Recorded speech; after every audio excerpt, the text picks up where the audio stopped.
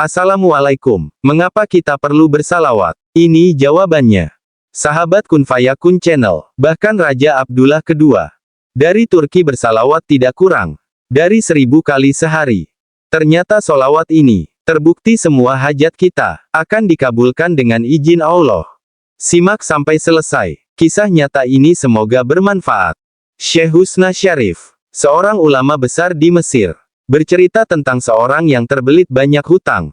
Di tengah kubangan kemiskinannya, dulunya dia adalah orang yang sangat kaya raya namun jatuh bangkrut.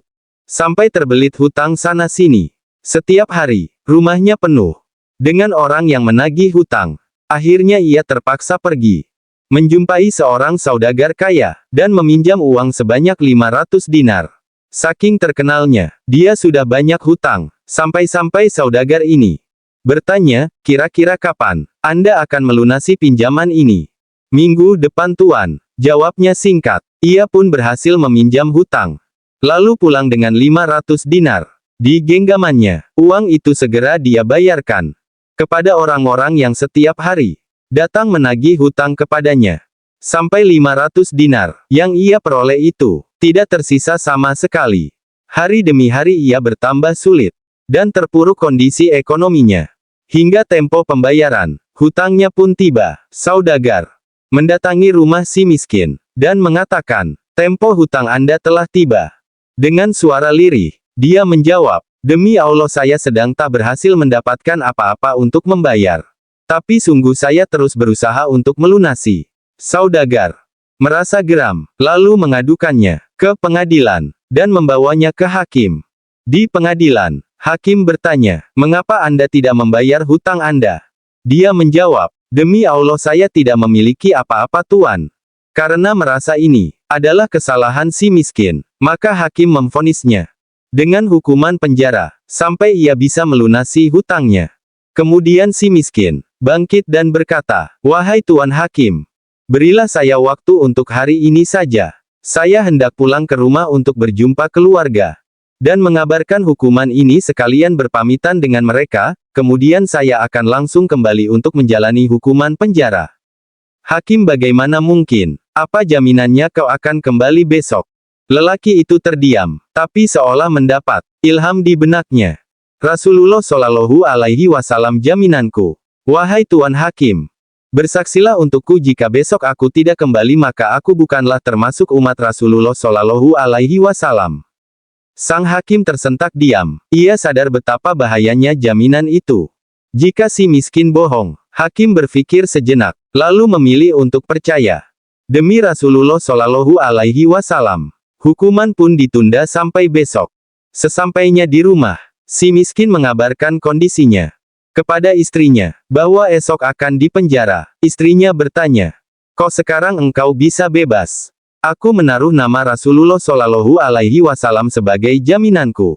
Air hangat menetes dari mata istrinya. Seraya ia berkata pada suaminya, "Jika nama Rasulullah Shallallahu Alaihi Wasallam yang menjadi jaminan bagimu, maka mari kita bersalawat." Dan mereka pun bersalawat kepada Rasulullah Shallallahu Alaihi Wasallam dengan rasa cinta dan ketulusan yang mendalam hingga mereka tertidur.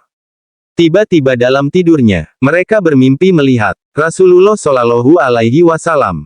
Beliau memanggil nama si miskin seraya berkata, "Hai Fulan, jika telah terbit fajar pergilah ke tempat alim Fulan.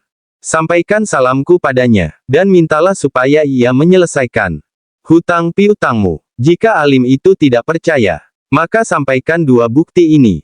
Katakan padanya, bahwa di malam pertama, ia sudah membaca solawat untukku 1000 kali, dan di malam terakhir dia telah ragu dalam jumlah bilangan solawat yang dibacanya. Sampaikan padanya, bahwa ia telah menyempurnakan salawatnya." Seketika si miskin terbangun dan terkejut. Tanpa ragu setelah subuh ia pergi menuju rumah sang alim dan berjumpa dengannya. Tanpa buang waktu si miskin menyampaikan mimpinya. "Wahai Tuan, Rasulullah Shallallahu Alaihi Wasallam telah menitipkan salam untukmu dan meminta agar engkau sudi menyelesaikan hutang piutangku." Alim bertanya, "Apa bukti dari kebenaran mimpimu itu?" Kata baginda Nabi, "Di malam pertama engkau telah bersalawat sebanyak 1000 kali. Dan di malam kedua Anda tertidur dalam keadaan ragu. dengan jumlah bilangan solawat yang telah Anda baca. Rasulullah Shallallahu Alaihi Wasallam mengatakan bahwa hitungan solawat Anda telah sempurna, dan solawat Anda telah diterima olehnya. Mendengar itu, alim itu spontan menangis, karena berita gembira salawatnya diterima Rasulullah Shallallahu Alaihi Wasallam. Maka alim tersebut memberi uang 500 dinar dari Baitul Mal untuk melunasi hutang si miskin, dan 2.500 dari harta pribadinya untuk si miskin sebagai tanda terima kasih atas berita gembira yang disampaikan. Dengan dana itu si miskin langsung bergegas pergi ke hakim untuk menyelesaikan perkaranya. Sesampainya di pengadilan, si hakim bangkit dari kursinya menyambut si miskin seakan sudah rindu.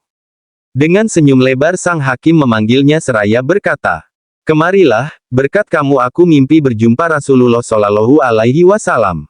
Rasulullah Shallallahu Alaihi Wasallam telah berpesan kepadaku bahwa jika aku menyelesaikan hutangmu maka kelak Rasulullah Shallallahu Alaihi Wasallam akan menyelesaikan perkaraku di akhirat. Ini uang 500 dinar untuk lunasi hutang-hutangmu." Belum juga hakim selesai bicara, tiba-tiba pintu ada yang mengetuk. Ketika dibuka, ternyata saudagar penagih hutang. Dia langsung memeluk si miskin dan menciumnya sembari berucap, "Berkat Anda saya mimpi berjumpa Rasulullah.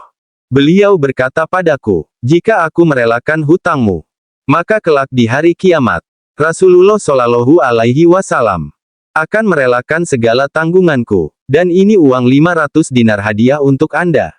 Dan hutangmu lunas." Allah sudah mengatakan dengan jelas, sesungguhnya Allah dan para malaikatnya bersalawat kepada Nabi Muhammad Shallallahu Alaihi Wasallam. Maka wahai orang-orang yang beriman bersolawatlah kamu kepadanya, serta ucapkanlah salam sejahtera, dengan penghormatan yang sepenuhnya. Quran Surat Al-Ahzab, 56. Semoga kisah di atas menambah kecintaan kita kepada Nabi Muhammad Shallallahu Alaihi Wasallam sebagai kekasih dan Rasul Allah.